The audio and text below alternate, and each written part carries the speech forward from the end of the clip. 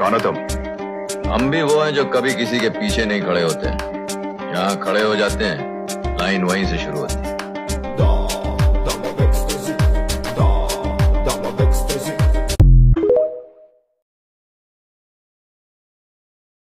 আমার দাদার শত্রু ছিল ব্রিটিশরা, আমার বাবার শত্রু ছিল পাকিস্তান, আমার শত্রু ভারত।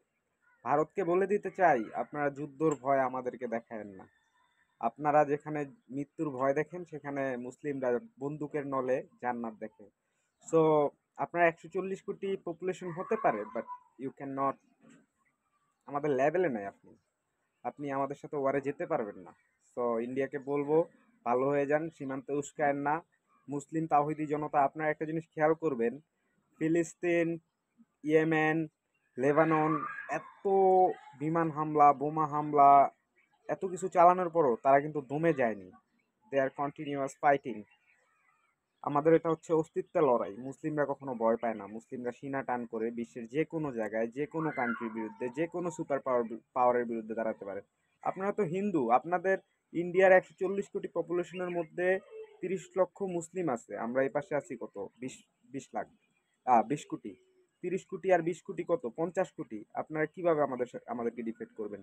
সো অখণ্ড ভারত যদি ঠিক রাখতে চান, আমি আপনাদেরকে হুঁশিয়ার করব, আমাদের সাথে কোনো ধরনের পায়তারা করবেন না। ভালো হয়ে যান, সীমান্তে সব কিছু ঠিক করেন।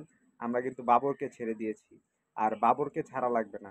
আমাদের ছাত্র জনতার মধ্যে বাবরের মতো এরকম লক্ষ বাবর অলরেডি জন্ম নিয়েছে। আপনাদের মদতপুষ্ট, আপনাদের সমর্থিত যেই দুর্নীতির মহারানী, তাকে আমরা কিন্তু আপনাদের দেশে পাঠিয়ে দিয়েছি। আপনারা তাকে পুনর্স্থাপনের চেষ্টা করে কখনোই সফল হবেন না, যেটা করতে গিয়ে আপনারা নিজেদের পায়ে নিজেরা কুড়াল মারবেন।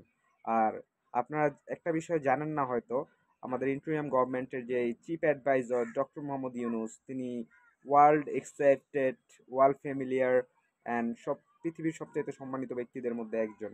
We are not tea maker. আমরা কোনো হিন্দুত্ববাদী অথবা মুসলিমপন্থী এরকম রাজনীতি করি না, যেটা আপনারা করেন। সো ভালো হয়ে যান, আপনাদের কাছে আমাদের অনুরোধ।